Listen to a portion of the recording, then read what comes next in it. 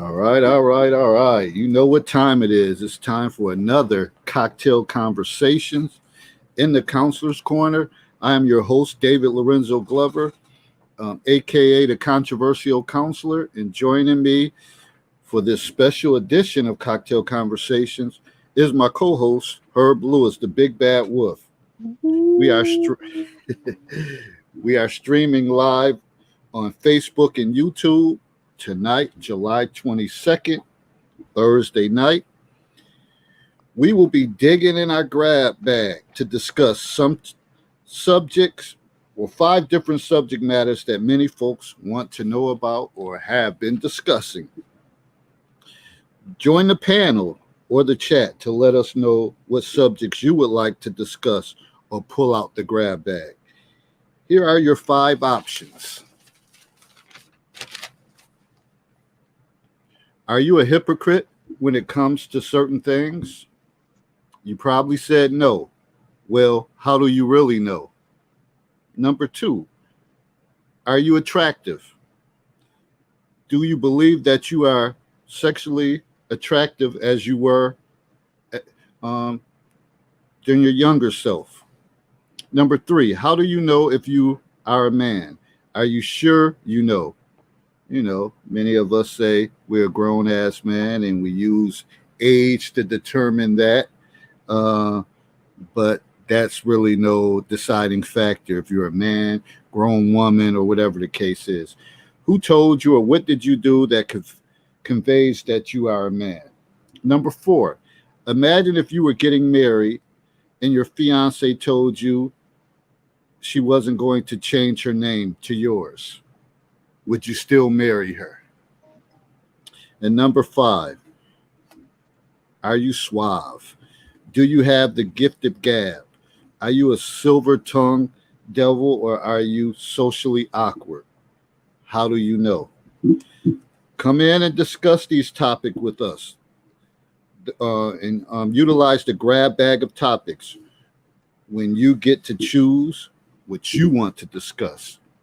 So it's on you if you come in the panel or if you're in the chat and one of those resonates to you, then we'll start formulating the conversation.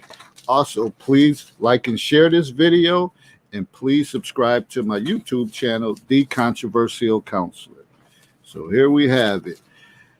What's good, Herb, with you? What's going on? What made you decide to grab bag for this discussion night? I Talk to us. figured it was, a little bit of mixing it up so we can move off some of, what seems like ordinary topics into something that's a mixed bag, so we could actually see what people are really, really interested in. These are a lot of the things that we hear talking about, especially on Facebook. You hear about PDAs. I'm sorry, professional PUAs, which stands for pickup artists. We always hear the talking trope that you ain't a man, you ain't a real man, or real men do this, or the SMV, which is a sexual market value. A lot of those things are always, they're kicked about. So the question becomes, how do we know what any of this is and where we actually fit? Men have always been looked at, regardless of how society is progressing in terms of women entering the workforce. Men are always going to be looked at as having to make the first move.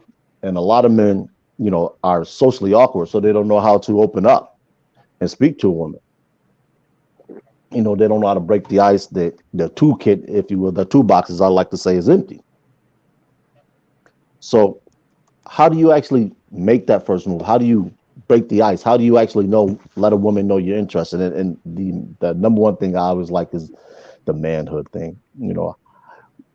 Days gone by, there used to be a demarcation line, you entering in from young adulthood into manhood. For most people, that was graduation. And we're talking about simpler times when, most women were homemakers. They would stay home, take care of the kids, make sure everything in the home front was done. Man would actually go out and work. That was your line of demarcation. Now that kind of seems to have ebb and flowed with the changing times. So you don't always have men, just for this particular topic, going out and working after high school. Some go to college, and they say some men are in that forever eternal bachelor stage where they don't have kids, they're not getting married, and then you get into the homosexual thing, which is another topic in and of itself.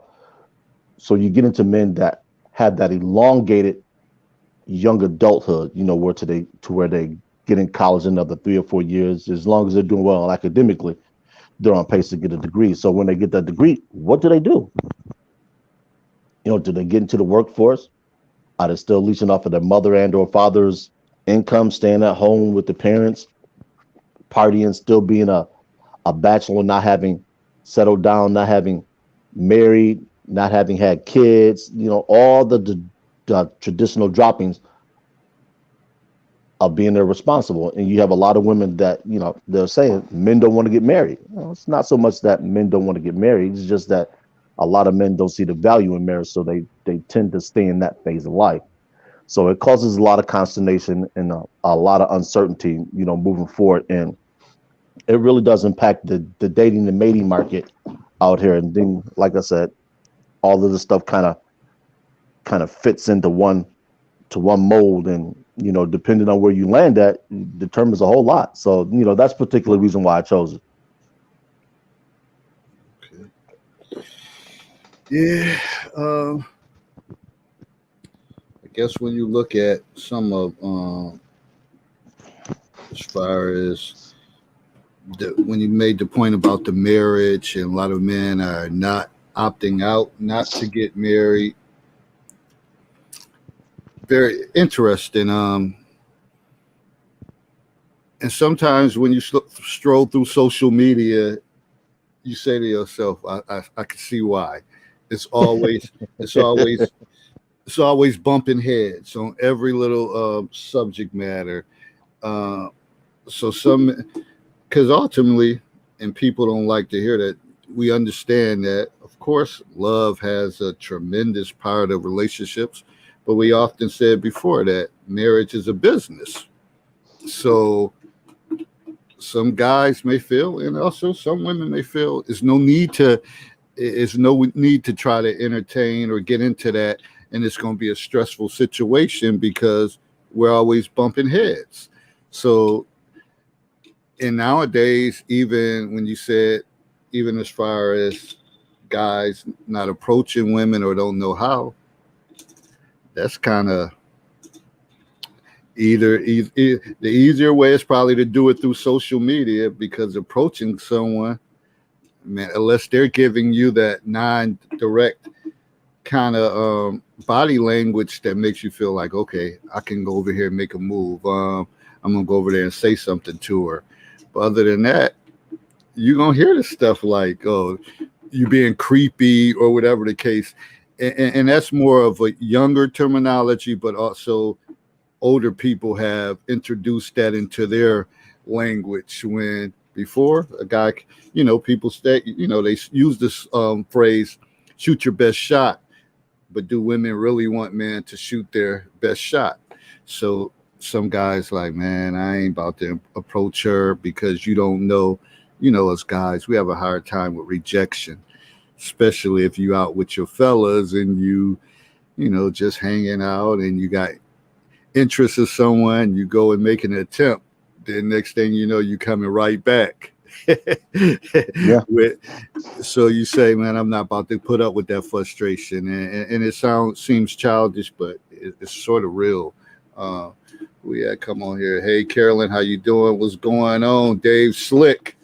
Thanks for joining us. So, it's a lot of different things, ins and outs that seem small and seem minute, but it really causes and impacts relationships. Yep. So it's especially when like I said, all of this stuff kind of really revolves around each other. Boy meets girl, girl meets boy. They fall in love, get kids, get married, have kids, et cetera, et cetera, et cetera. But when you start unraveling everything, and you start at the basics, the introductory part, if that never gets off the ground, then it has a cascading effect. Everything kind of accordions, and it never moves past a certain point. So now that you have people that are socially awkward, and let's take the let's take the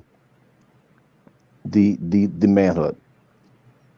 A lot of that stuff was actually kind of taught as kids.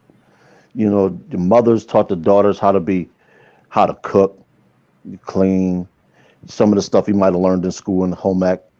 Boys, you know, you were taught how to, you know, do certain things, you know, go out and be a man, you know, don't always be overly emotional, overly sensitive, because that's not what women are looking for. Women are looking for a man who could financially support them and their potential children, secure a home, do all those things. So if a man is socially awkward and he just doesn't know how to open up to women, he doesn't know how to make a woman kind of melt over him just by speaking,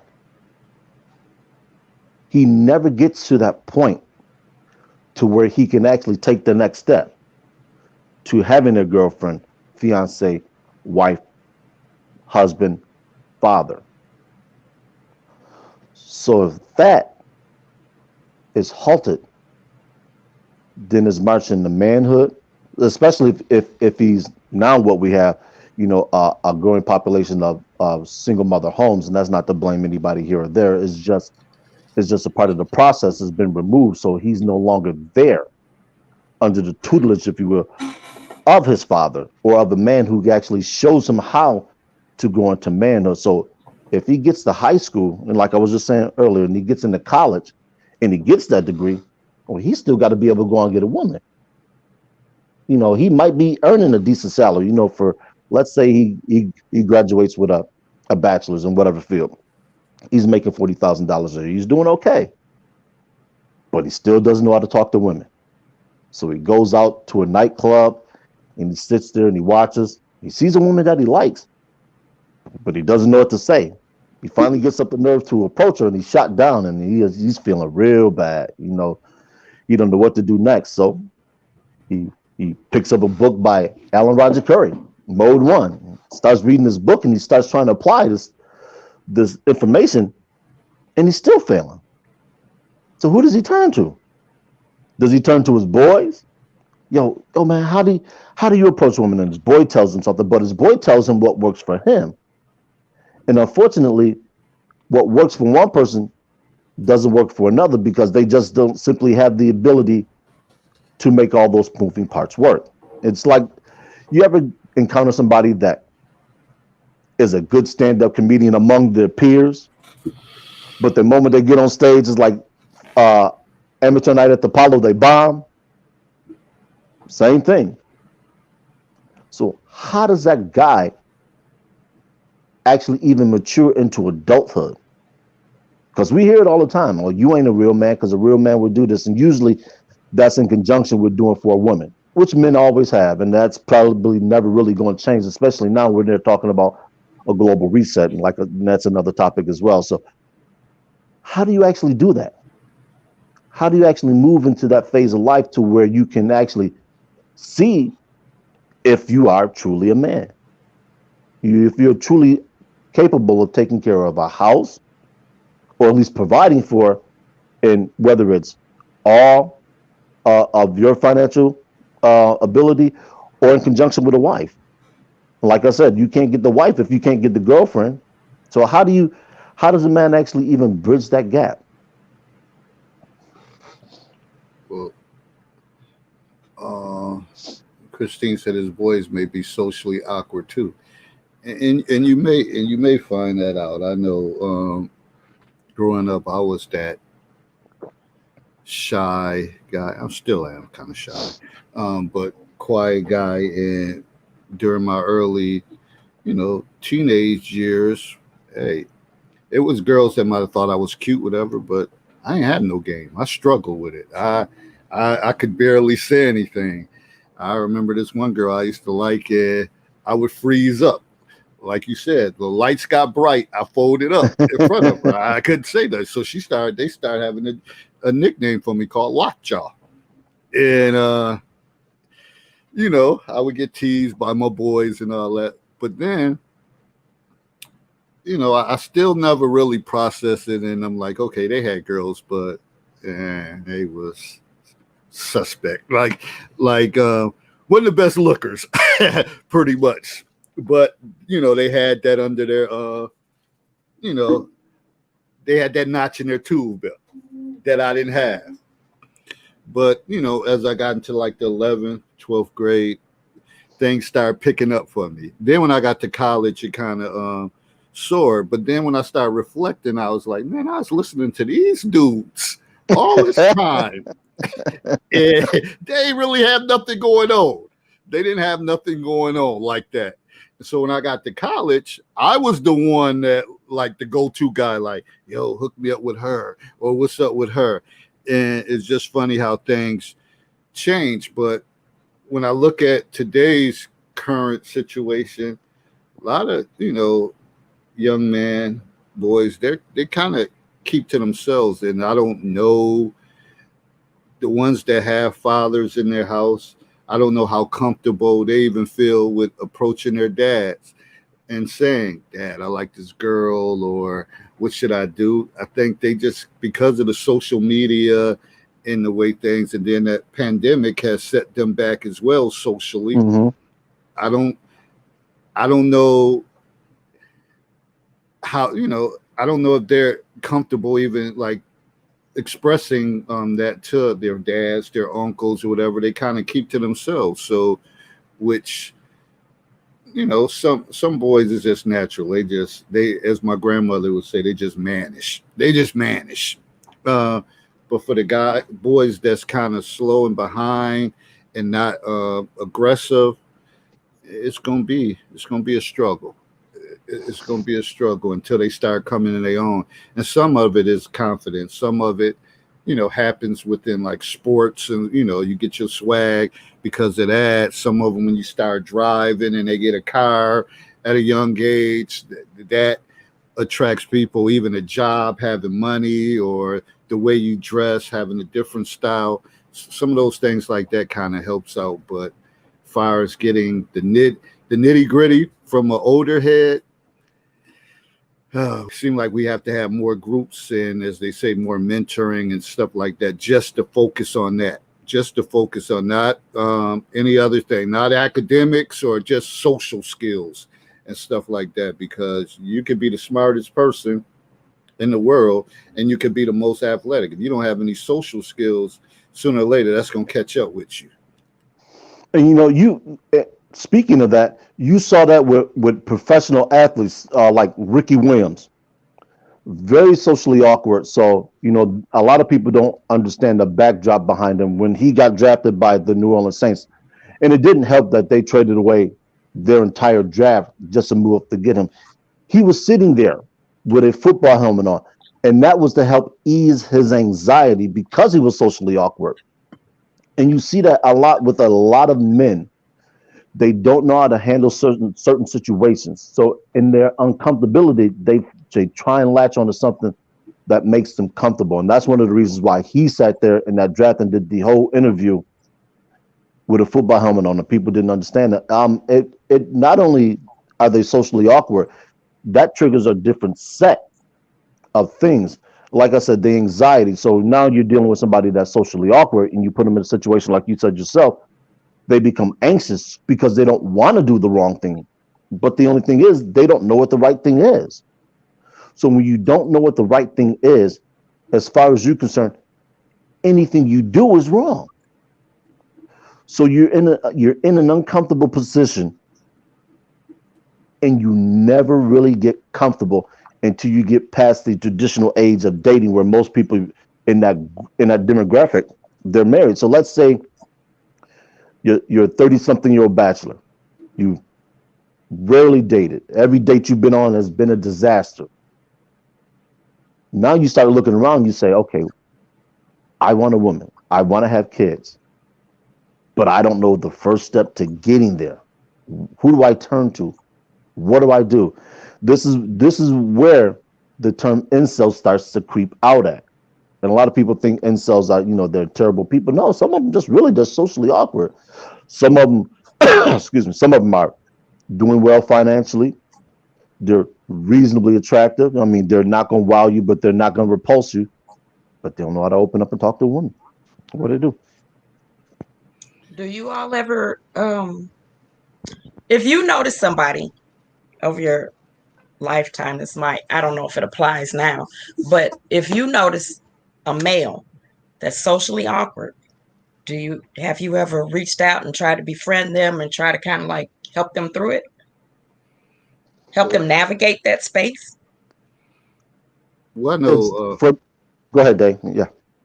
I can even say, remember in college when I came into my own, it was some guys, they fronted like they had it going on, but they struggled, and they would come see me. They would come see me like behind closed doors. Then it became a joke, like that they came to see me for counseling sessions, and they would struggle, and I would, I wouldn't, to be honest, try to be fair to them, like, okay, I understand that they may be struggling with this, so it's not to put them down, it's to try to help them out. So in a case like that, when I know someone has a weakness and they come to me, I'm going to be one of their biggest cheerleaders, and I'm going to try to ride it out with them.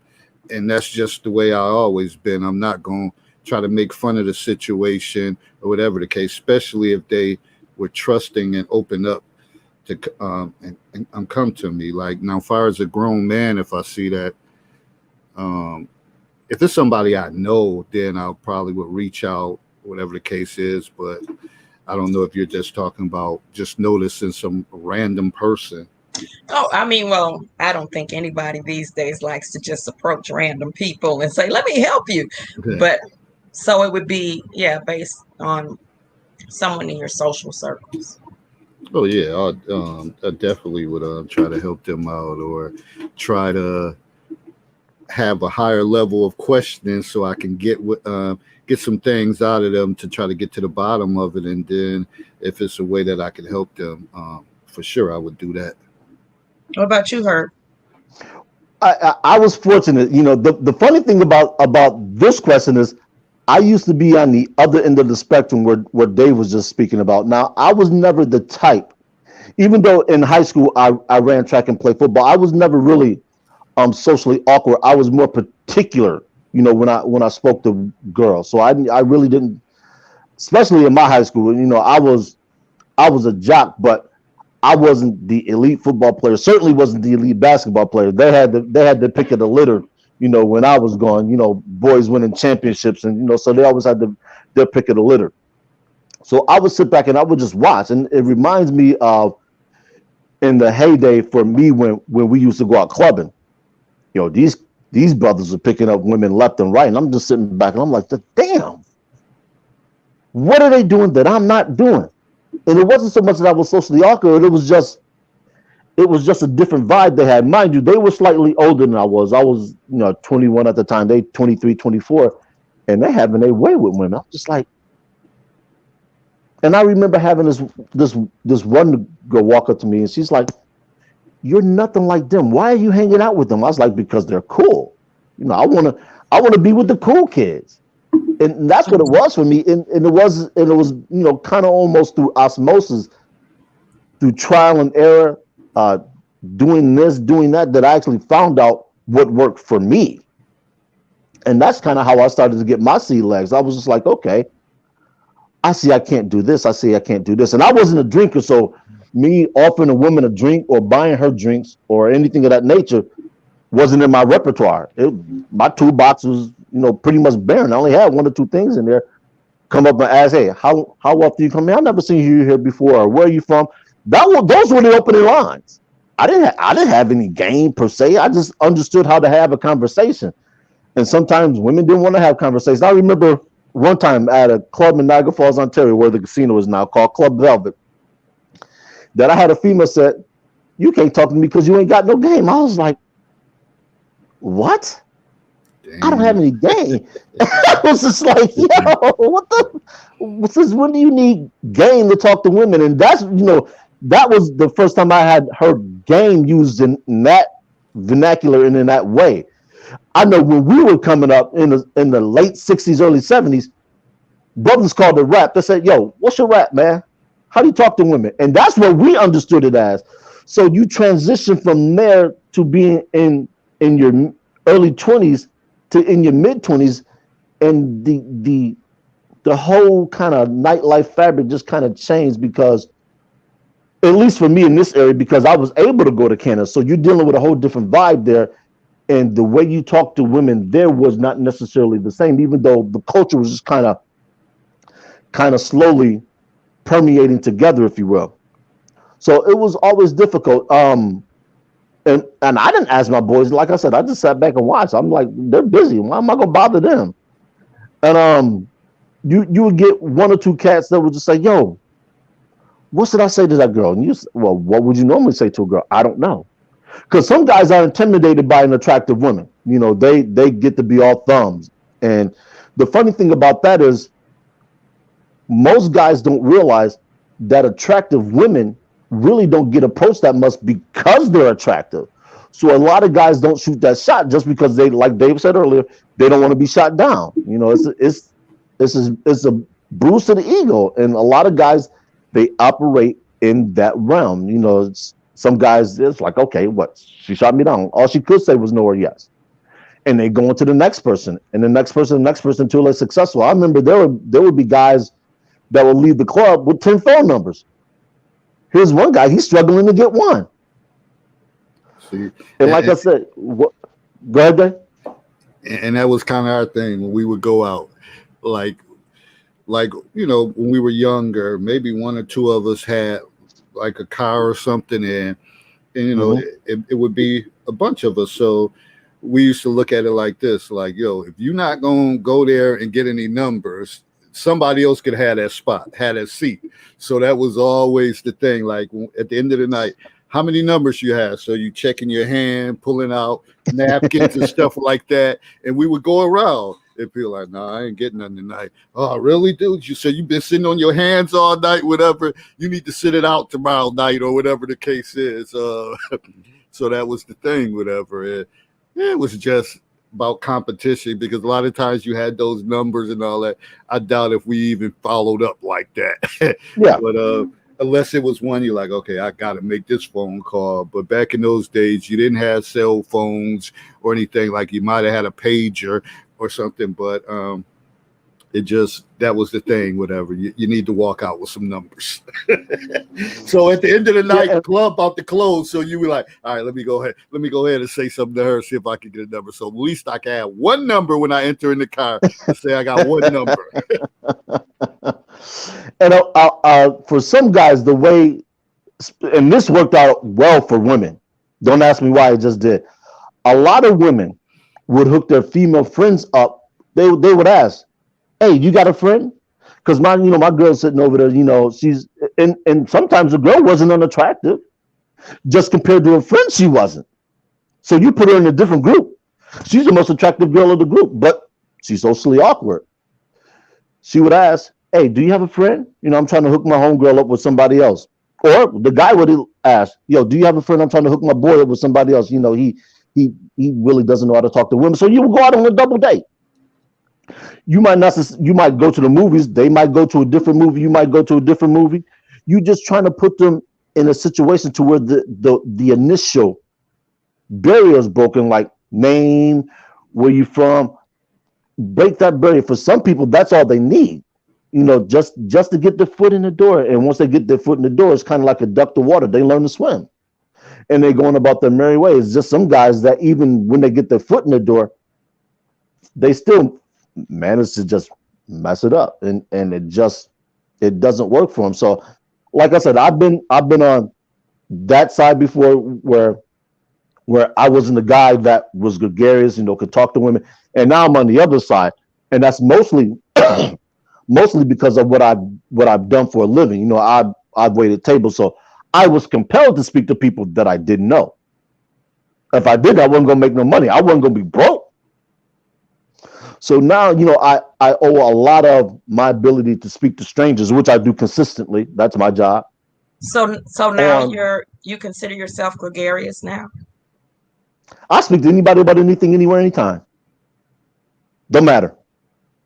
Gregarious, I'm what Gregarious wants to be when the Gregarious gets to be a man.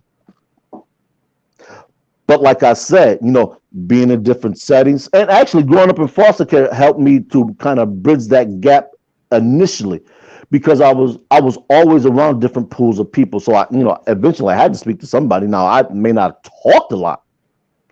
I didn't realize that until I got older, that being among those different groups of people at different times of my social development and then my growth helped me to be comfortable. And I think that's a lot of what a lot of people don't lack, is they don't have the comfort level to be among different people. When I say that, I'm talking about being among Hispanic people, Asian people, Caucasian people, or any people that don't look like them, that don't speak the same vernacular, if you will, as they do. You got some people that are only comfortable in seedy settings. So in other words, if you took an inner city 17-year-old male and you put him in a situation to where he's surrounded by nothing but Caucasian people, how is he going to function? Can he speak the King's English well enough to sit down and have a conversation with them without speaking, street slang?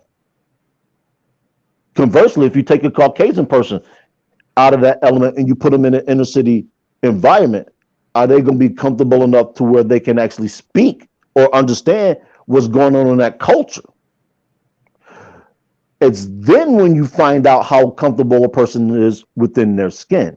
Like I said, you put me in any environment, like JC said, I'll say water to a well. I'm just that type of person, but mind you, I'm also almost 50. So I don't expect somebody that's 19, 20 to have the social etiquette and the social awareness and the ability that I do, which is why it's important that we get these kids out of their phones, in and out, so they can, excuse me, not only can they socialize with their peers, but they understand how to be sociable with anyone. Because phones are, whether we think they are or aren't, phones by their nature are an isolating process, if you will, or process is not the word. They're an isolating thing. You don't need to be able to speak to anybody to interact on Facebook, Snapchat, or post. The interactions are different. They're only words. So granted, words can't, go ahead.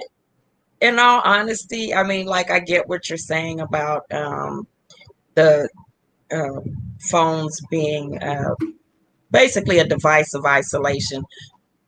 However, so in today's society, if you think about it, it's only gotten worse because now so many people are working from home. You're not interacting with an actual person. It's a very different world. And I guess to me, it's like, so now it's almost like, okay, so as the quote unquote elders in the community, that's a new bridge to gap. That's a new space where how do you reach the younger people to mentor them? And they're not there. They're not right there where they can see how someone older, someone professional, or someone who can move in and out of any space, they can't see how that looks. They can't emulate you because they're not seeing you. Everything is behind a computer screen. You don't have to see each other. You're on Zoom meetings. You could either turn your camera off or have it on, and it's just a different world. So now it's gotten even more complex than just the phone. Yeah. Well, go ahead, Dave. And one of the things, like you said, Christine, reminds me of, things have got complicated since the pandemic. But if you even think before that time, when we were younger, there were guys in the community that you saw and you would say, man, that dude's cool. Like, man, I like the way, I don't want to sound as just as people say no homo, but you see the way he walked. He had a dip in his walk. He was cool. You see He how had people, that swag. yeah, You wanted to emulate him. yeah, I get it. people gravitated toward him when he came in the crowd. He demanded attention, his presence and stuff. So it wasn't always about an entertainer or whatever the case is. He could have been somebody who worked at a plant job, but he had nice cars, he had nice gear, and just the way he carried himself. And you see, like, man, like they treat this person like he a god or something. So we've seen those type of people. Go ahead. So, and that's my point. So these young people today, they don't get that. They're not seeing that. People are not. You get in your car in your garage for in a lot of communities, so you don't even see these people. You don't. There's no one to emulate. There's no one to look and say he's cool. I want to be like him. I wonder what he does. I wonder, how he get that car. Because you only see him driving by. You don't see him. You don't even see him walk to the mailbox. Everything is like just kind of isolated. A lot more today than say when we were growing. Well, and that's twofold. One of the things where people learn to be sociable, oddly enough, was church. You learn to speak to a young girl. Well, yes. Nowadays, males of a certain age aren't prevalent in church anymore unless they're married or they're being brought there by their girlfriend or something other. So not only that, which is why I always stress for men, to mentor.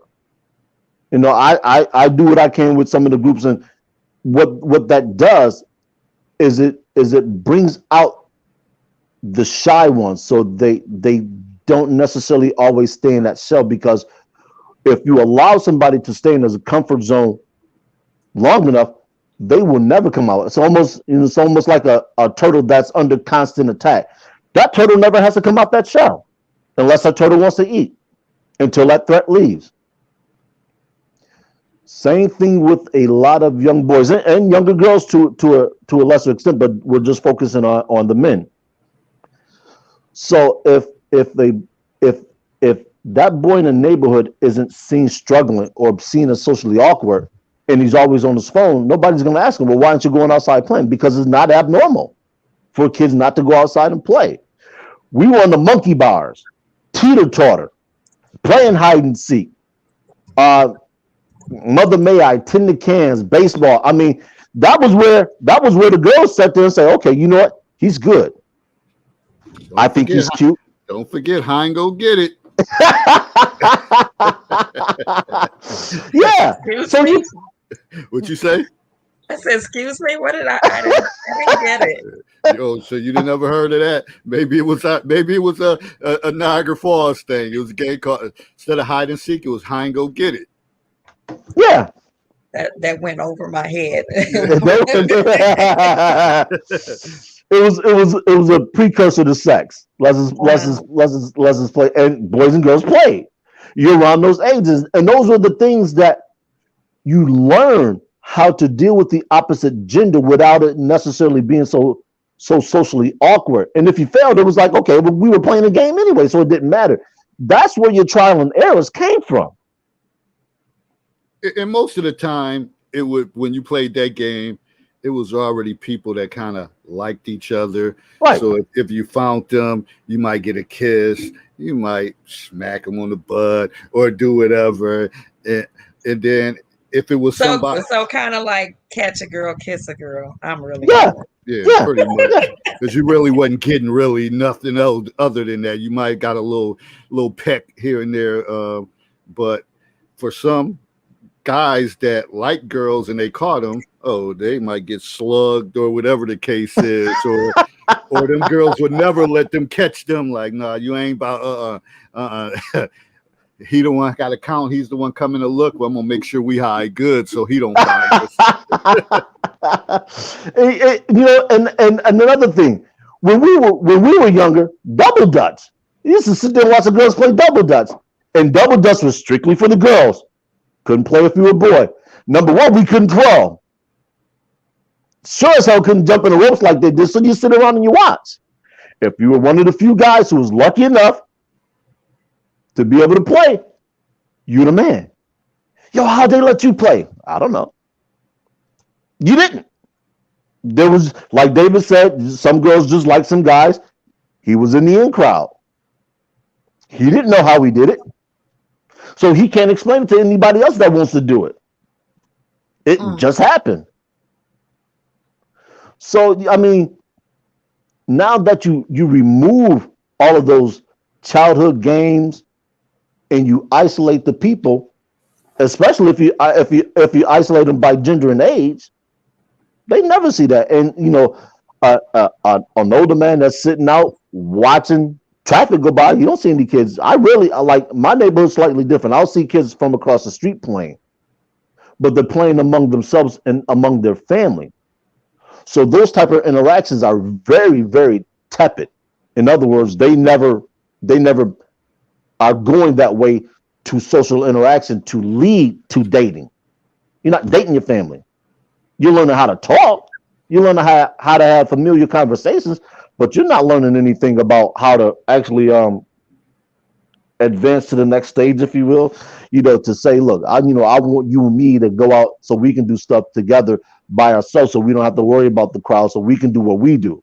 Yeah, because even like say going back not to our youth, but like I told you, I have adult children. So going back to their youth, say when they were in high school, they would, as groups, go to the mall. Right. You know, that was so. This group might run into this group and they might start talking and boys start talking to girls. And then, like you all said, even about the club, because they weren't club age yet, numbers would be exchanged, you know, and so now, but I mean, I guess I kind of don't know what to think where that's concerned, because at the same time, the internet has given them a global community versus where it used to be church, school, and maybe the mall. So if there was a neighboring school, you might meet somebody from another school, but your community just wasn't that big. So, but now they are opened up to a global. You know, their community is global, and they have more tools to talk to one another, which is scary. It really is. Because, you know, as a counselor in the school, I've had young ladies come to my office and, you know, they just came to they knew that they didn't like a certain teacher and they just wanted to come hang out, and to prevent them from getting in trouble, I like, yeah, y'all can come down here as long as y'all keep quiet or whatever. I got stuff I got to do. So they'll be sitting there and then they're on their phones and then they're connecting with people. And I'm like, and I hear voices and I'm like, yo, what's that? And then I was like, yo, that sounds like a grown damn man y'all talking to, whatever. So then you're like, yo, you need to, and then I would have to like, yo, hang up or whatever y'all doing, and then have to talk to him about that. Like, listen, this is nothing to play around with, because. And if they don't have parents that are vigilant, you know, it puts them in danger. Kids go missing based on what you just described all the time. Yeah, and that's one of the things I always say to parents, because they swear up and down that their kids don't have Instagram, Facebook, Snapchat, and I'm like, listen, they have it. Oh, my daughter don't have it. I'm like, okay, I don't know what she tell you at home or how you check on it. I'm guaranteeing you that she has it. So, you know me, I'm like, well, let's call her down. Let's find out. So I call her down, and it's interesting because the daughter be cussing like a truck driver in the hallway and all that. And then when, you know, you walk in and you see your mother in there, all of a sudden, angel. Yeah. Hi, mommy. Hi, mommy. Mommy. Hey, what you were talking about? You know, I don't put them out there like that. You calling somebody all kind of MFers. Yeah, where mommy come from? So then you bring up the situation. I'm like, your mother says that you don't have social media. I know that you have social media because there'd be a lot of drama. So could you explain to your mother that you have social media? Oh, you got social media? Yeah, mommy. The older brother is in there. He looks it up and says, in fact, she got like 10 pages. Right. So, and the mother like, why do you got 10 pages? Because when people bother me, I block them. Then I open up another page, and she's like, oh, we got to talk. We gonna do something about this phone. But I try to tell them, listen, they're a certain way when they're at home. Once you drop them off or they get on that bus stop, it's a different story. Unless you follow up and check. Some parents, they may work 2-3 jobs. They don't have time to monitor that. They just trying to, keep Exactly a roof why over I their never head did that. and pay bills and keep food Mhm. on the table. But it's definitely serious. So that global thing, they definitely have more access to talk to different people, but they also have to be careful because there's some sick, twisted individuals out here too. So that's the scary thing about it. And the other thing that brings in is they're jumped ahead of where they are in terms of their maturity to be able to handle certain situations. And that's what David's alluding to. So if you take a let's say you take a 14, 15-year-old kid, doesn't matter what the gender is, and you start allowing them to deal with somebody that's 18, 19, whether you know it or not, they miss that gap in between. So all of a sudden now their emotional I don't want to say emotional intelligence, but their ability to deal emotionally with age Emotional appropriate maturity. things. Yes, the emotional maturity is jumped ahead of where it should be.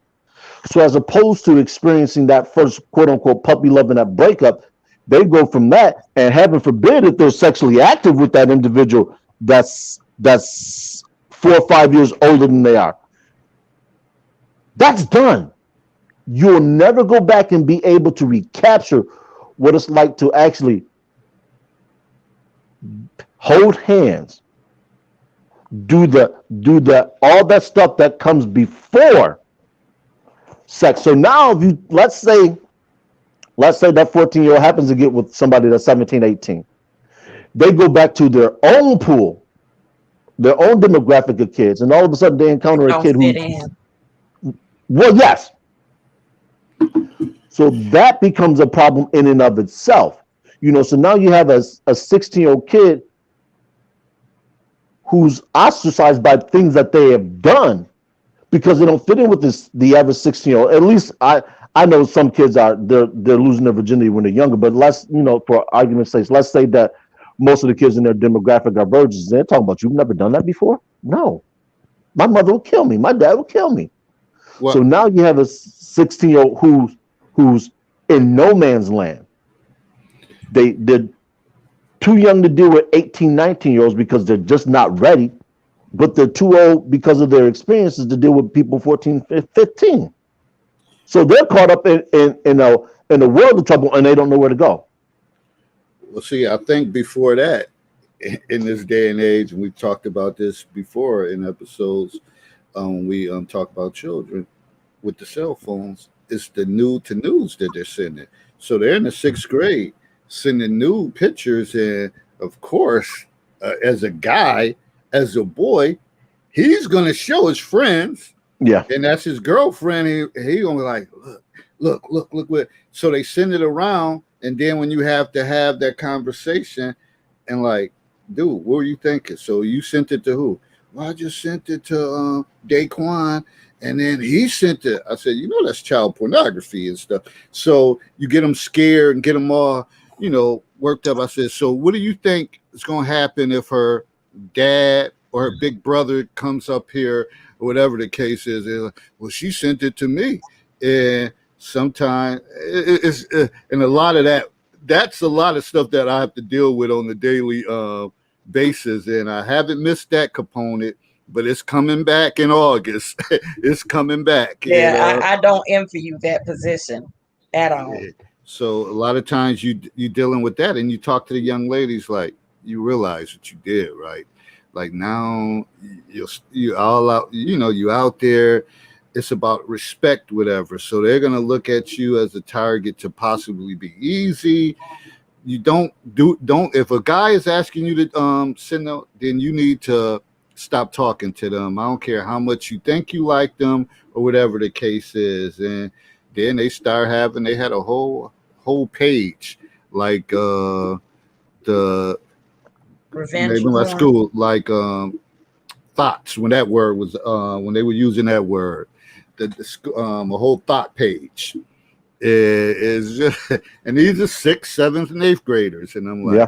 man, yeah. Well, y'all killing you me. know, but the crazy thing is adults do that too. Yeah, but Adults do adults that are too. emotionally capable of dealing with that. Kids aren't. Yeah. You know, But and it that's still can be pretty destructive. I mean, there's sites out there that's all about revenge porn. So, well, yeah.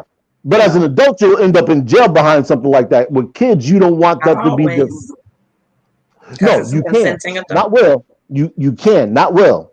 Okay. But you don't want that to be the first interaction that a teen has with I being agree. naked of the other gender, I agree. because then that scars and And, it traumatizes them. and it's not it's yeah, it's trust, because they trusted somebody. So it's not even Sure. like they've been naked in person, but they trusted somebody enough to send them something very personal about themselves. And it's just as violating as Yeah. as say back in the day, if you had sex, and everybody wasn't having sex yet, and the boy went and Right. told, and now Yes. her name is Yeah. is what is the word I'm looking for? I'm not. Well, Anyway, she's all over the place as an easy lay. right. You know, people. You Or know, for that matter, if she's a guy being lied mislabeled, on you back in the day. and that's always a possibility. Yeah, A lot of Always guys, a possibility. there's a lot of guys, a lot of grown men still do that too. it's Yeah. surprisingly, Oh yes. yeah. Yep. You know, and for some, that's the mark of adulthood. You know, whether or not you can score with women, quote unquote, score, Exactly. So or that's have why sex with a woman. So and that's where that's where the necessity to lie came from, to be able to say you scored with a woman or you scored with a girl. I'm talking about high school. Yeah, So yeah, and that's what I was trying to say. You've ruined somebody's reputation.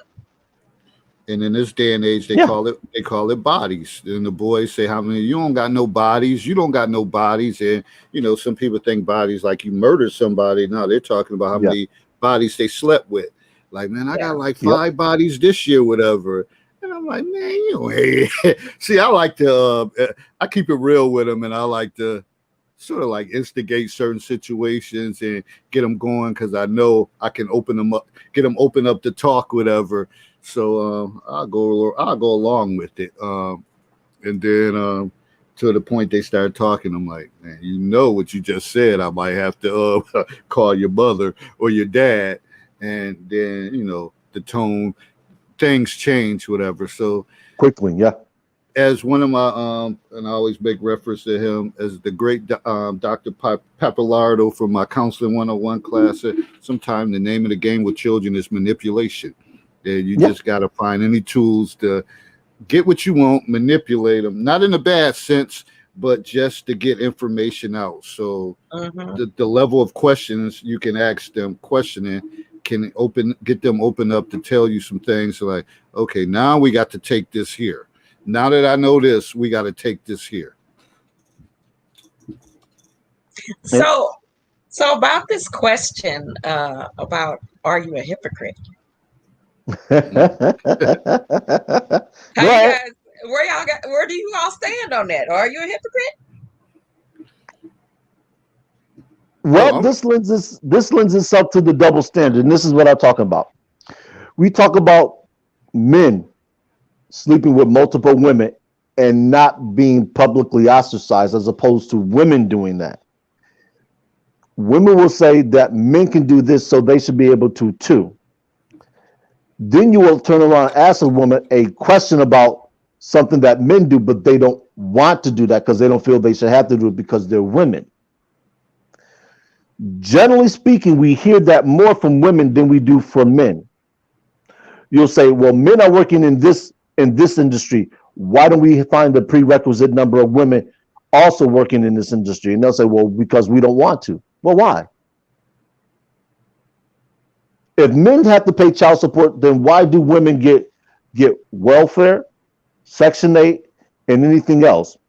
Why don't women go to jail for not paying child support? You hear crickets. Or because you're men. No, wait a minute. If we're all going to be equal, then why are we not going to be equal across the board when it comes to everything? Why is it that if a man is being beat on by a woman, she's not called a man abuser? But if a man's doing it, he's called a woman abuser or a womanizer. I'm sorry, not a womanizer, because that's different. He's called a female abuser. We don't hear that. So the thing becomes, are you a hypocrite? So And are me, no. I'm equal across the board. I'm for equity. I'm sorry, I'm for equality, because equity and equality are different things. But I'm for equality. Equity is expecting a different outcome. Equality is across the board. And that's probably something we'll get into on another show, probably grab bag issue. But that's the thing. A lot of women, they want that tradition when it suits them. In other words, they want male roles and they want female roles. How about you, David? No, for me, even when you think about the child support thing, I'm sorry. Like if it's a child of mine and they're staying with me, I don't want child support from them. You leave us the hell alone. Leave us the hell alone. We'll make sure that he reaches out to you or whatever the case is. But I don't want your child. I don't want it. I don't want it. And I damn sure ain't about to go to court for that, because I'm not about to even put them in my to let somebody decide our fate. So you handle your business, we fine over here. Keep your money, we good. And that's just the bottom line. So certain things, whatever you say man should do, as far as I guess it depends on what it is. But me, I try to stay stern on whatever. Like, okay, I know his position was going to be this way because that's how he typically is. So I'm not going to flip flop around that. And certain things. There's certain things I'm not looking for. Okay, if I pay child support, but if the child's living with me or they come stay with me for the summer or whatever the case is, I expect child support. No, I don't expect nothing from you. I don't expect nothing for you. But at the same time, don't be badgering me over stuff, because I don't do that to you. And this is the other thing I want to address. Gwendolyn said that women go to jail too. I don't question that, but what I do challenge people that say that is this: find the statistics that tells you how many women end up in jail for now support payments. Let me know when you get them. I've looked, I rarely find them. Why? Because they don't exist. Society still adheres to the Victorian notion of womanhood when it comes to certain things. This is why the jail sentences for women tend to be shorter when it comes to certain crimes. We see this with Cardi B. Cardi B made a song about drugging men, robbing them. Nobody said anything. Bill Cosby, in a similar situation, was jailed for something of that nature. Well, you know what? Just like you said that, you also have to think about this.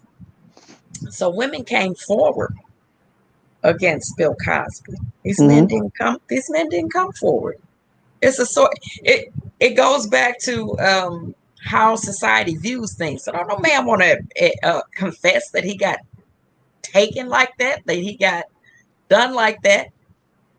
You see what I'm saying? They didn't come forward. I'm not saying it's right. I'm just saying, so far as, well, why didn't she go to jail? Well, you have that. You know. Well, but, no, I'm not. As far as the child support thing goes, I 100% agree. Child support needs to be completely revamped. For starters, Jailing a person for child support is debtor's prison. Right. Why haven't we, supposedly we've moved past debtor's prison, but yet we're still jailing people over child support, which is debt. It's debt. Well, the reason why they do it isn't what people think it is. The reason why they do it is because the state wants that money.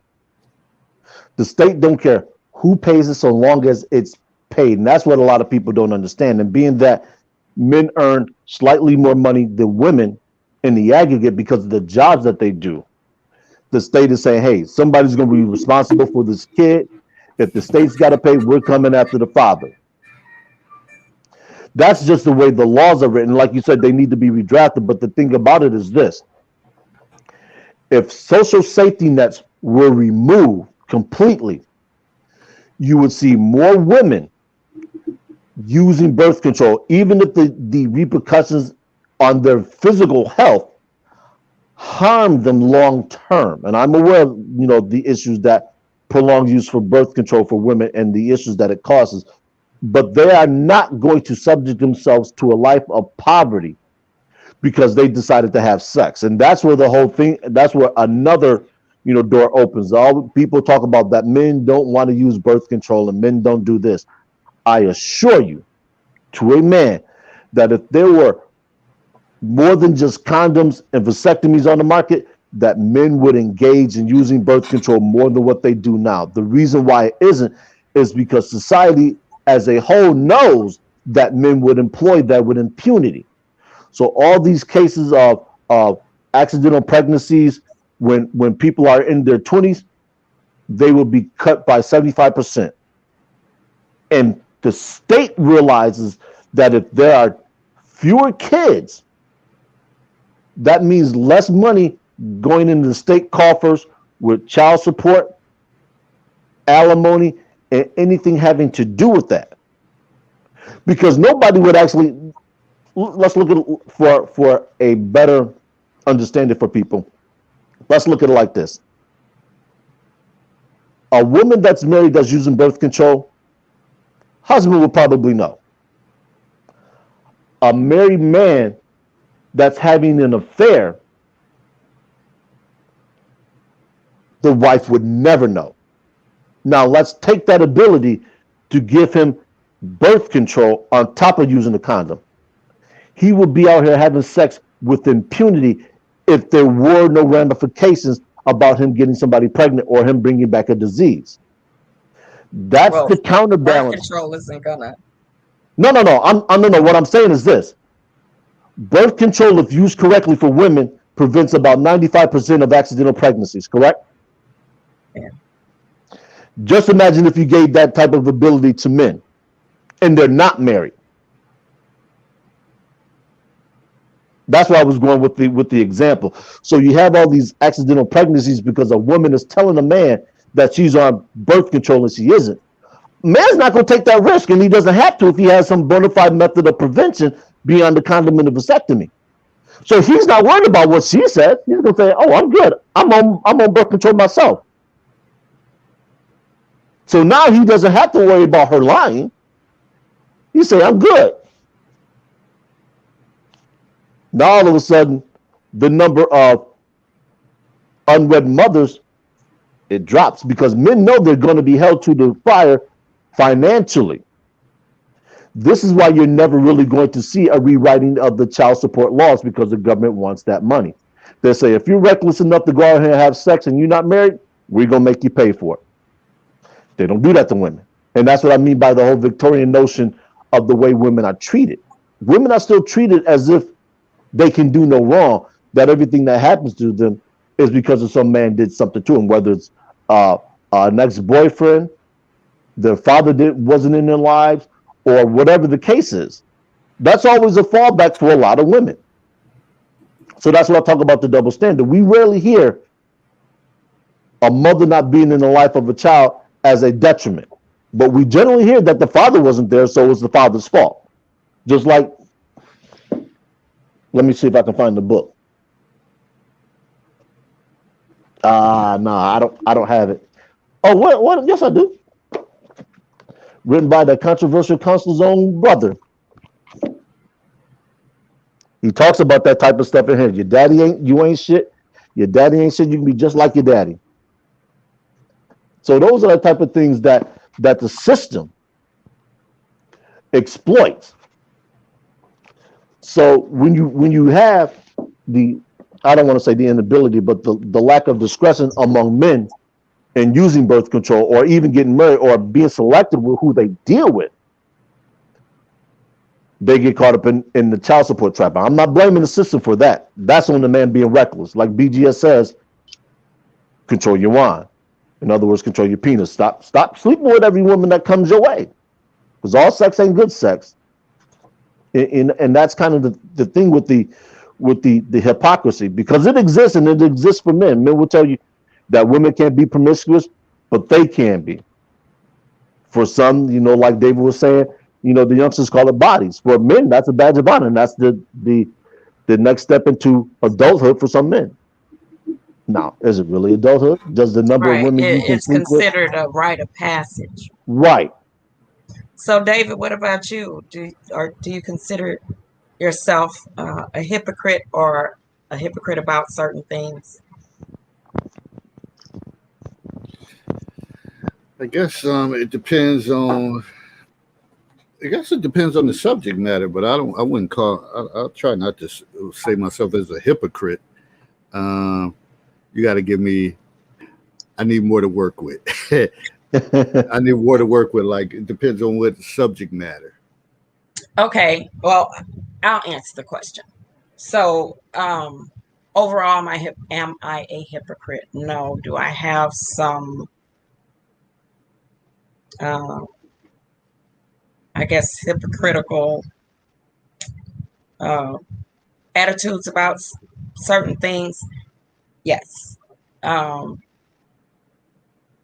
So when you talk about independent women, I consider myself independent, but am I going to approach a man? No. Well, why there you go. Why wouldn't you approach a man, or would you give him some type of hints or inclinations that, yes, I want you to talk to me? Yes. So I guess I will give indications that I am approachable. I'll speak. I might make small talk, but I'm not gonna ask out on a date. I'm not gonna ask for your number. I'm not gonna typically not gonna do those things. So, and that's the thing. Sometimes we know that sometimes men are a little slow to pick up on those cues. So, it may be somebody that you make it your business to speak to every day, and they just like, oh, she's just nice. But unless you give something concrete for him to say, man, okay, she speaks to me every day, but it's something a little different about this. Now I need to try to take it further. If it's just you speaking and then they see you speaking to everybody, like, so Christine, she's just nice, whatever. Yeah. But you may say to yourself, damn, I go out my way to speak to him, and he still ain't said nothing. Like, what's wrong with him? So it has to, and I guess in those cases, it may have to be a little bit more. You may have to go a little further. I don't know what that is. What's further? I was okay. I was say, what's further? But you just said you don't know what that is. Well, let me answer that question in this manner. If a guy were really interested in you, what would you expect him to do? Probably at least say, we should go out for coffee or something. Just okay. No, that's fine. That is kind of difficult, because at the same time, that, in my opinion, given a situation where a man is showing interest, if he's asking me out on a date, my preferred thing is to do what I would call a safe date anyway, and that's a daytime thing, somewhere very public. So my preference, if they did ask me out, on a date, on an actual date, like, well, why don't we go have coffee? I would back it up because I want to see, do I feel safe with this person? We're gonna meet there. You're not picking me up at my house. But yeah, so what would I expect him to do? I guess I would expect him to maybe either ask for my number or ask me out on a date. Because if you ask me out on a date, now I need to give you my number so we can contact each other regarding making arrangements. But what have you done extra that makes him want to ask you out for a date when you speak to everybody? You speak to everybody. So if I speak to you, if I'm speaking to you and making small talk, I mean, I can't carry the whole ball for you. So if you're not picking up on it, if the person is that socially awkward, then they've missed an opportunity. I'm not saying, oh, well, I spoke to him 3 days in a row and I had a conversation with him 3 days in a row and he hasn't responded. Bye. But see, that's not to interrupt you, but I want to just to flush out what you were doing prior. If you want him to do that, then why don't you do that? Because I'm a hypocrite. I just said that. No. But that's what we're getting at. So it makes it difficult, especially in this day and age, where you don't want to be accused of street harassment to make that step. Because now guys are being targeted for losing jobs. So we're just not talking about being rejected. We're talking about being financially castrated. They put you up on a paid song about, well, this guy's this and he did this, and all I did was ask her out for coffee. I didn't know that she was going to take it personal and label me, as David said earlier, the creeper lexicon that's come out now for older people. It's no longer just no, I'm not interested. It's a scene almost has to be made, if you will, to let somebody know that somebody tried to approach somebody and you don't like it, or the female doesn't like it, or whatever the case is. It's just no subtleties are involved. No, I'm not interested. Sorry, I'm dating somebody else, or I'm married, or whatever the case is. Any of the aforementioned reasons to politely reject somebody, that seems like it's just gone now. Because I can't speak to that because I'm never that crass where I'm just like, oh, who you think you talk? I'm just not that person. If somebody shoots their shot, so you say, then if I'm not interested, probably be like, thank you, I'm very flattered, but I'm seeing somebody or something. Or you can make that up and you're really not seeing someone. Well, yeah. But there's an etiquette in how it's done. So the individual, even though they've been rejected. I wouldn't want anybody to feel, I don't know, just put down because I wasn't interested. I'm not that person. So that goes back to this post I had did earlier this week when I said, what the hell does it mean when a woman says the guy is too nice? Like he was just too nice. And it was a lot of going back and forth with that. So how, yeah, for some women, that's a way to say that's a soft letdown, to say, okay, we've been dating we've gone out on a few dates and I'm really not feeling him. He's trying, but I'm really not feeling him. So, that's almost that it's me, it's not you type. And I posted about that too. So I don't know, like because if I was a guy, I would be kind of confused. Like, how you? I do believe for some women, they are. I do believe some men too are addicted to drama. So if that element is missing, they're addicted to drama. That's what they've known. That's what they saw growing up or whatever. So something that's what they recognize as love. So it's like, oh, he's just too nice. I know there's women out there like that. And then for some women, it's an easy letdown. It's like, this cat is boring. I'm sorry, but it happens. And it's like, you're just not my speed. And even with the subject matter, when we talked about breaking up, and you get a kind of demotion from being a man to, oh, I think we need to just be friends. Now, with that, my logic is, of course, you're going to be cordial and stuff. You're going to be cordial, but to think, okay, I'm into you, and you decide to say we're just going to be friends. I don't know. And you're seeing some guys say, hell no. Then you get nothing at all after that. I don't do demotions in any part of my life. So some guys, that is their mindset. Like, don't friend zone me. So if I'm a hypocrite, then I might be in that area because you're not going to friend zone me or whatever the case is. I'll be cordial or whatever the case. We be cordial, but to think, I could pick up the phone. What you doing, David? We should go out to have a couple drinks. What?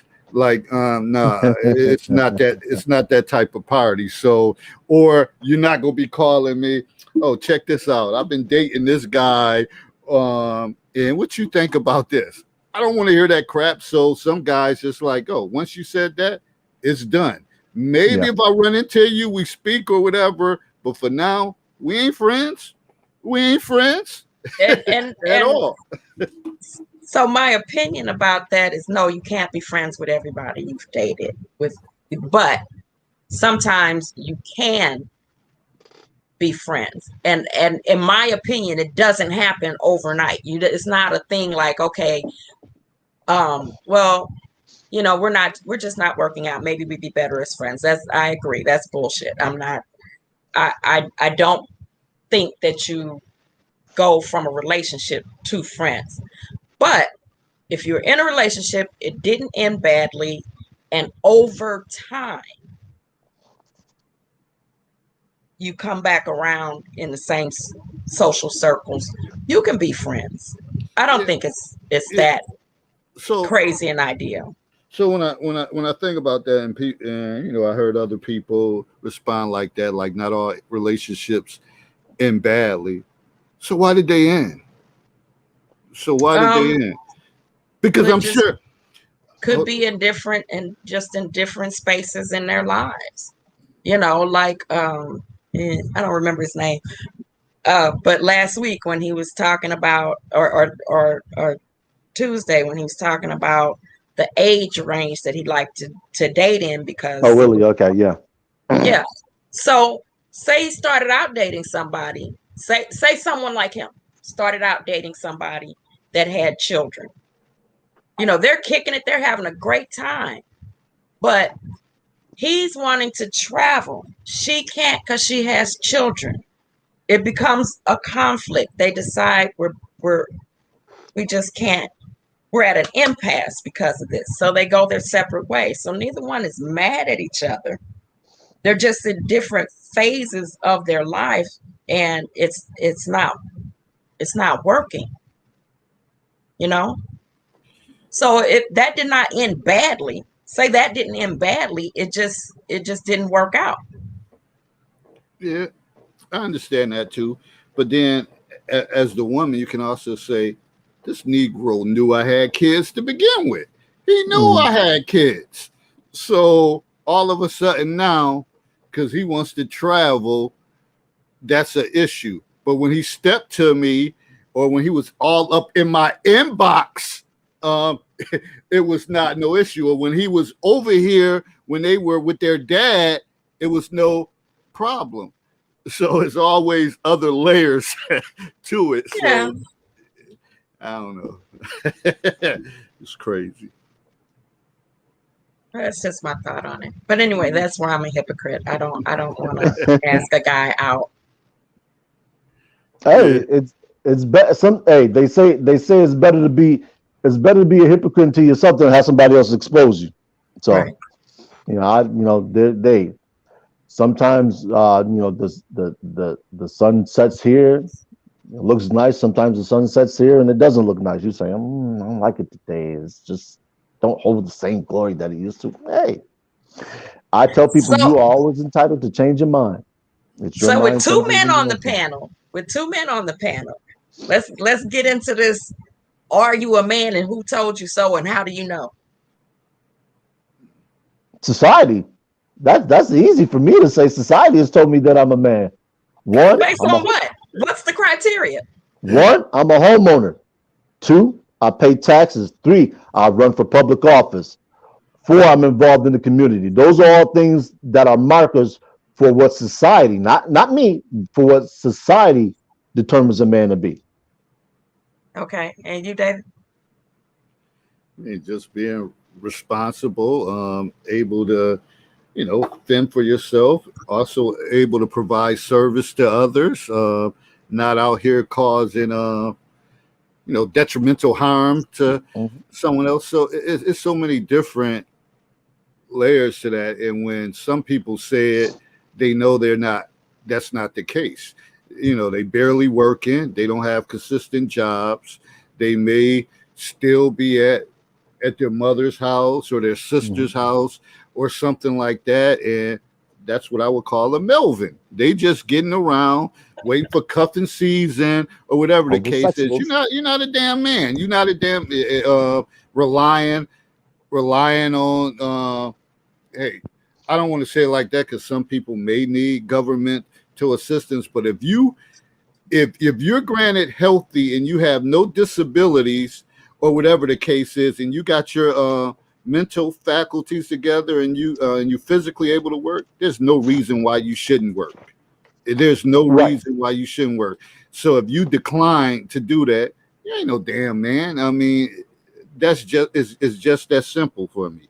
You ain't no man, especially if you're physically able to work. Granted, you may had a high paying job and they let you go or they had layoffs and you're like, well, I'm not about to work this job, whatever. And I was making $30 an hour and now this job is only making 12, but it's some money.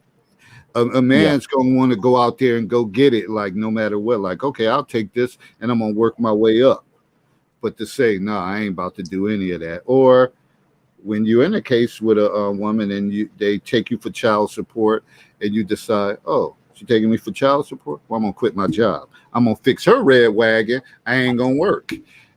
I just don't see as a man want to stop that, not only to not take care of your children, but to cut your money source off because you want to get back and like, oh, she's not gonna get this child support out of me. What? 400 $800 $600 a month? Nah, not on my watch. I'm gonna quit this job. Nah, I ain't quitting no job for nobody. Then you should be a man to be able to communicate with her, and hopefully you shouldn't even never went to the court system for that. Y'all should be able to work it out that you could put money in the account or write a check or do something. So that's just me. Some of the things that you can't call yourself a man when you get caught up in situations like that.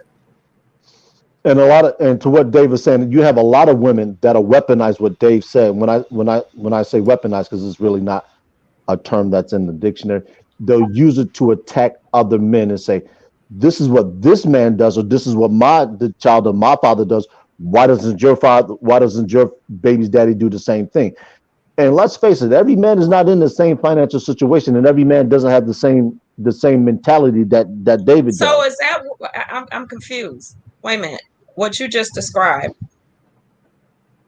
This is what a woman would say to another woman about About her guy. about about the father of her child. Absolutely. This is why that whole "you're not a man" mantra exists, because women are comparing what this man does to what another man does. So if you have a man that's earning $65,000 a year and he's able to pay $800 a month in child support, but you have another man that's earning $30,000 a year and he's not able to pay $800 a month in child support, she will say, well, you ain't a man, because this is what a man would do. But she's not taking into account that that man is earning twice the amount of money that this man is earning. Just how we hear now about get the bag. We hear women talking about, well, if a man can't do this for you, he can't buy you this, he can't take you here, he's not a man. Well, according to whom? Because when has it been up to a boyfriend, not a husband, but a boyfriend, to support the wants and the lifestyle of his girlfriend? They have no kids together, they're just dating. Because you're not asked, that woman's not being asked to come over and cook for him, clean his house, wash his clothes, but she wants all the treatments and trappings of a wife. And people will be quick to say, well, she's sleeping with him. Hell, they're sleeping with each other. As Saria is so fond of saying, fair exchange is no robbery. This is blowing my mind. I'm sorry, because I've never been in these social circles, my friends, or even, like I said, social circles with other women that are just casual friends or acquaintances. I've never been in these situations where we sit around and compare, especially not who and what is doing what, paying what in child support, but even at that, barely what, well, my man does this, your man doesn't do that. I've just never been in those situations where we're comparing men like that. And I think some of that may come from, sometimes it may be a relationship with that person had with their mother. Like when you have, you have some mothers or grandmothers tell you, don't put everybody in your business. Don't be sharing that with your girlfriend or whatever the case is. That's your business or whatever the case is. So some people are well schooled on that. And others is they kind of loose with that information. Yeah, this ninja only paying me this amount of money. But my other such and such, my friend, she getting this amount. And like Herbert said, it might be different circumstances because that person may be making more money. So it's not always a one size fit all thing, but sometimes people get emotional and they share stuff with their friends, and it makes it seem like, then that guy becomes a target. Yeah, I guess it's just nothing I'm with Latoya. It's nothing I've ever experienced. But that's the, that's the thing as a woman. I don't know. I guess in my opinion, if I were comparing a man to anything, to any type of standard, it would be to the values and characteristics that I saw my father have. Well, that's part and parcel of the problem, is that nowadays a lot of people, whether male or female, don't have that father in their lives. So what they're basing things on is what their peers tell them. And it is true that not every situation is the same, but we're talking about situations where women are using that to attack a man because she's not getting what she feels she wants. So yes, it's not always true. We're talking about the situations where it's true. So if this man, he's out here working 60 hours a week and 20 hours of that pay happens to go into child support, she has to be willing to accept that in addition to whatever she's bringing to the table. There's a lot of situations where some of these women aren't working, so they want the man to compensate. And this is what we were talking about earlier in terms of the double standard. If the situation were reversed and she had to pay, will she be as demanding as she is of him? Yeah, see. And often the case comes back, no, she wouldn't. She would want a break. Just the same way that Halle Berry was talking about that the child support laws were unfair, but nobody was complaining about it when it was just men that would be in the target. And it's often like they say, it ain't no fun when the rabbit got the gun. So that's what that's what we're talking about. Like I said, I don't make excuses for men that are caught up in the whole child support thing, because you knew the game before you went in and had sex with it. If you didn't, That's on you. But I understand I'm not gonna castrate and eviscerate a man, but I'm gonna tell him at the same point, hey, play, this is what you signed up for when you started dealing with that female and you didn't marry her. People will say, well, marriage doesn't change the fact that you have to pay child support. And I will say you are correct. But at least it's a safeguard against a female trying to rake you over the coals. Because at a certain point in time, you have the ability to say,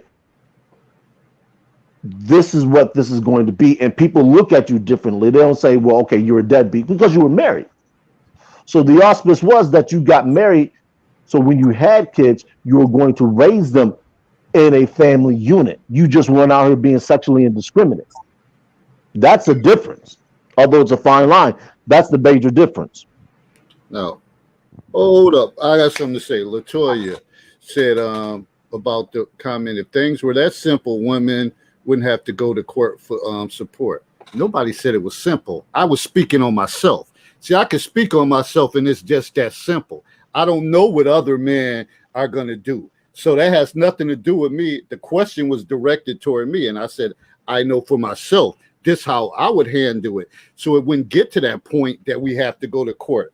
I'm going to be willing to pay my money because I'm not going to sit there and let the court system, and you might not get half of that anyway. You don't know what you're going to get out of that, or it's going to be a delayed payment or whatever the case is. But you know you're going to get it from me, or it's going to be in your account. So I don't know what your angle is, but I can speak on myself. I can't speak on any other man. So how about that? And the other thing is this with regards to women when they have to go to court. Women do not have to go to court for child support. If a woman goes into a hospital to deliver a child, the first thing they're going to ask her is if she's married. Second thing they're going to ask her is if she has insurance. If she says no to being married, no to having insurance, the next question they're going to ask her is, who was the father of the child? That's when the child support starts. The child support isn't necessarily about the woman wanting money. The state wants that money for the birth of the child because the hospital has to incur that cost. This is what people don't understand. Is once she goes in there and she delivers and she's not insured, somebody has to pick up the tab for that. They're not going to look at the woman because they know she doesn't have insurance. And if she's not employed to the point where she's making that money or she's going to use her own insurance, that's what they're going after. The father. So this is why the courts generally get involved and the state gets involved, is because they want that money for that birth. Anything beyond that, they'll ask, what do you want to do? Who's going to provide for the child? Because if the state has to, whether she's receiving Section 8 or anything, they're going after the father. This is why now paternity fraud is front and center. They're talking about, they want to have it on the books that paternity testing for kids is going to be mandatory. And guess who's up in arms? Women. Men are all for it. But women are up in arms because they don't want that safety blanket of them being able to get pregnant by one man who isn't making that much money and being around and be able to finger another man who's making more money so they can get more in child support. It's a racket. I'm keep telling people, y'all got to pay attention to what's going on here. Latoya, I wish she was on the panel, but I would like for her to explain how it does work. You don't have to believe me. Look it up. I don't have to look it up. I actually don't have to look it up. I always tell people, look it up. And if I'm wrong, come correct me. I will publicly admit that I am incorrect on something. But I'm telling you, if a woman goes into a hospital and she's not covered by insurance, they're looking to pin that bill on somebody. No, you know what? I have to backtrack on what I said because I wasn't receiving any government assistance. Well, no. I'm not saying a single mother will. I'm saying if she delivers a child, she's not married and she's not covered under insurance, somebody has to pick up that bill for the delivery of the child. That's where it starts at. That's not to say it will continue, but that's where it starts. Yes, I do. Yes, I do watch you on the panel. I'm just curious. I would just want to hear your opinion. Hey, we welcome controversy on this panel. That is, I don't think you've been watching long enough. We do not run. Christine been around. She's been around. I'm talking about Latoya. Well, we know who Lil Toy is. You know who Oh. it is, Herb. Oh, okay. Yeah, but if, like I said, if I'm wrong, correct me, and I will verify. And I do agree with Gwendolyn Brown. Yeah, it should have been. It should be automatic. Since they have the ability. Excuse me, I got a fan in the background. Since they have the ability, it should be automatic. Paternity. What should be? Paternity. Oh, yeah. Whether Well- married or not. Let's not have that confusion where somebody their heart is being broken after a child is 2 or 10 or whatever to find out that it's not theirs. So I do agree with that. Well, That should be. the technology didn't exist 30 years ago, so it No, was but rather I'm saying difficult to do. since it Yeah. does now. Yeah. Since it does now, we could change things. Yeah, It should be automatic. like I said though, but I'll hop on afterwards when I get some time at work, and I'll verify what I just said. But from everything I've known and heard, that if that woman is not covered by insurance, somebody's picking up the tab for that delivery to the child, and it's not going to be the state. The state's looking to get money and reimbursement, so it's the hospital. Hospital, I think childbirth is like $6,000, $7,000, $8,000. Just imagine the I think number it's probably of, higher and than this is well, and yeah, exactly my point. And we're talking across ethnicity, not just in Black America, but Asian, Yeah. Hispanic, Caucasians. You're talking. Let's just take 10% of births that occur where there's no insurance. That's a lot of money. So even with her saying Medicaid picks it up, they pick it up, but they still, if they know who the father is, they still go after the father. As far as I know, unless a woman is getting a check for a child, I don't know about Section 8 or anything like that, but what I've always heard, if a woman is getting a check for a child, that's when they want the information on the father. Matter of fact, they won't even qualify without giving the information on the father, because that's why there were women out there lying about who the father was. They wouldn't even know. They would Bingo. throw out a name. I remember seeing a case like that in the news where even after it was exposed that the woman, and she admitted, well, they weren't going to give me any support unless I gave them a name. Right. So after she admitted it, after it was exposed, they still made him pay. So yeah, it happens. Go ahead, Dave. I'm looking at this comment. She said the only time the state pursues a man if she gets welfare. Well, I'm pretty sure. I mean, so if she's in there, if she doesn't have any insurance, I'm pretty sure she gets some type of assistance. Some type of assistance. And once she says that person who the father is, even Medicaid picked it up.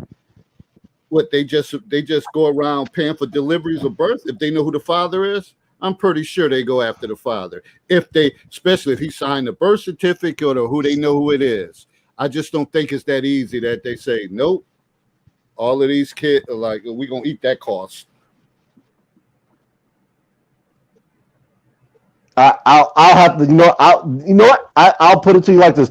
I'm going to, like I said, when I get time at work, I'll hop on and I'll look at a couple things and I'll verify and I'll put it in the counselor's corner. I will put it in there. I mean, I You don't know know. me, So well, no, I don't know. I'm gonna look. I'm going to check out a couple of sites. You know, who pays for what for uninsured women after the delivery or for the birth and things of that nature. I'll do some back checking. I'll call on a couple of sources I know that are versed in this type of area and see what they have to say as well. So And basically, I'm wondering if she said she didn't know who the father was. You didn't say who the father was if they didn't come after him. You didn't say who the father is. So that's a different ball game when you say So I I don't know mean, who the but dad is. like Latoya is saying here, she said, as soon as an uninsured woman learns that she's pregnant, she can apply for Medicaid, and they don't ask about the paternity of the kids. That was what I was under the impression of, so far as paying for the prenatal care and birth of a child, and that if a cash benefit is involved, that's when they demand to know information on a father. But I could be wrong, so I'll see what when Herb finds. when they automatically ask about the father, they know you had it from somewhere. They knew you had it from somewhere. So to think, oh, so a lot of men are getting off, and that's the way. If you stated some name, I'm sure they coming after the father, especially if they pay for the birth. He's on the birth certificate, and they didn't come after him. Then somehow the system, I don't know. That could be a state-to-state thing. Then bingo. There you go. That could be a state. That's what I was wondering, if it's a state-to-state thing. There you are. In New York State, and that's what people never consider is the state that they're located in. 50 states have 50 different rules regarding that. This is why I keep telling people, research thoroughly what you're saying. Because New York, they coming for that ass. Yes, they are. Yes, they are. So that's the difference. That's the dispute. If they don't do it in certain states, then hey, some guys should say, hey, I need to relocate. I can drop seeds, whatever. They won't come after me. Just like remember what I mentioned about 2, maybe 3 months ago in terms of what Utah is doing in terms of making men responsible for prenatal care once a woman finds out she's pregnant. Mm-hmm. Watch how long that takes to spread through other states. And what was that again? What are they doing? They're going to make the father of the child responsible for prenatal care. So guess what that means? That means the woman's going to have to disclose who the father is. Like I said, they come after the men. They don't go after the women. That's in the state of Utah.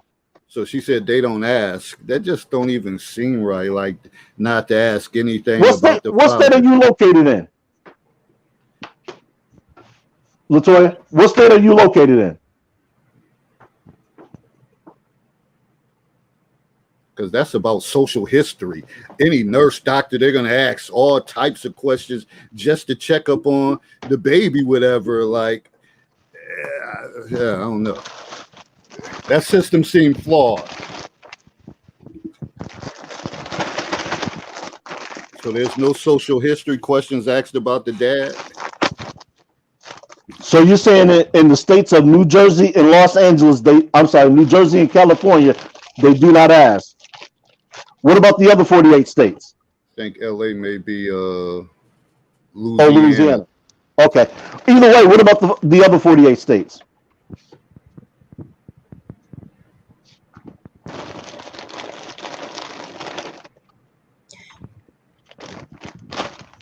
That's what I want to know. Because, like I said, if I'm wrong, I'll post it. I'll be like, hey, you know what? I was incorrect. And bingo, Gwendolyn, that's what people don't think about is the arrears. That's why they talk about it. Those arrears start as soon as that ink dries on the birth certificate. They start calculating from that moment. And from experience, I have tons of friends who, when they were in their 30s or 40s, like, man, I owe so much child support, it don't make sense. And they got 6, 7 kids, whatever, and they like, oh, they garnishing my wages and all of that stuff. So, and that's New York State.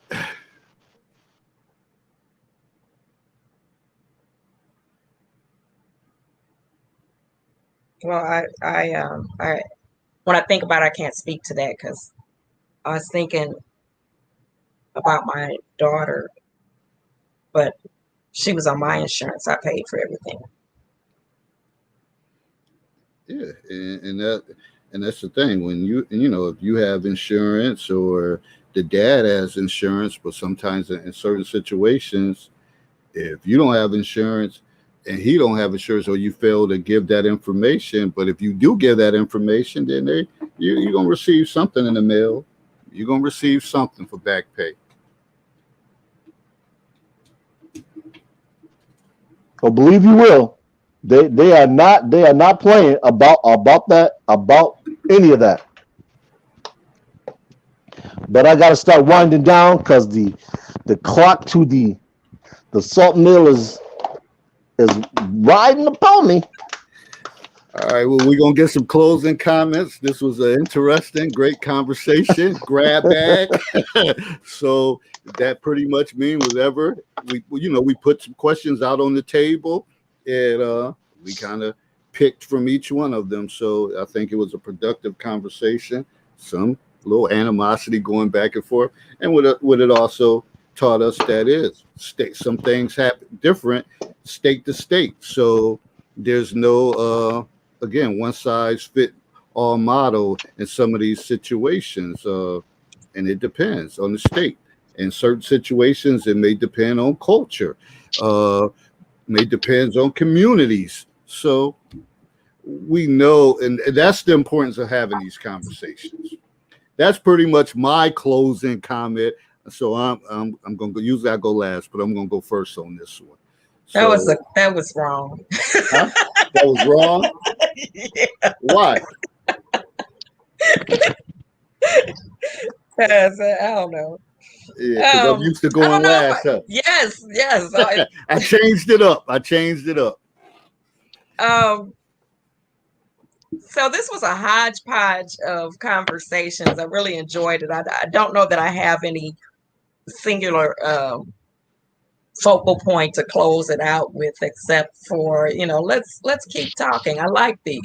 I like this. I like that adults are having these conversations. They're difficult. They're uncomfortable. Sometimes, things are said and it kind of gets under your skin. I mean, whether you're watching or you're on the panel or whatever, but let's keep talking. That's what I'm going to close with. Appreciate that. We definitely gonna keep talking. We ain't going nowhere. We might not even know what we're talking about if y'all may say that, but hey, we still here. Yes, sir. You know me. Hey, the grab bag is always gonna be there. Depending on how the situation shakes out. There's always more in the bag. It's like Doritos or Pringles. Once you pop, you can't stop. So, me, growth and understanding occurs in the gray area. Godspeed. See you next time. All right, y'all. That's salt in the bottom of the can.